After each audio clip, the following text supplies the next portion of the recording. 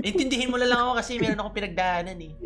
Lagi na lang, Lahat ginawang naman ano, eh. excuse eh. Pero dapat may balance pa din. Kaya nainis ako dun sa mga post dun sa FB, yung mga, ito ako, pag hindi mo ko gusto, i-unfollow kita, unfriend kita. Parang, gano'n ka baka, perfecto ka na, lumabas ka sa puday na nanay mo.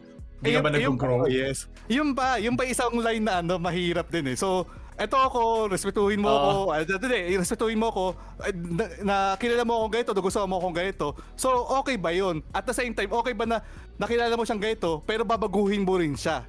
So, parang hindi na siya nung dati. So, kumbaga hindi na siya yung dati na nagustuhan mo.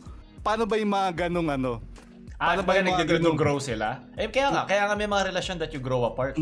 Wala kang magagawa dun.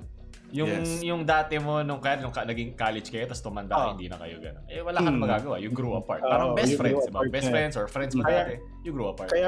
Kaya meron dyan yung mga love languages eh. Kailangan mong alamin bago pa kayo mag-grow apart, bago pa kumagat yung sakit. Kailangan i-heal na. Pag kumagat na yung sakit, na yung emotional illness na yan, mag-grow apart talaga. Sakto, smush, di ba? Ano sila recently? Oo, biglang. Nagkabalikan na yan. Friendships that, na nawala, tapos bumalik. Oo, may mga ganun, nagkakabalikat.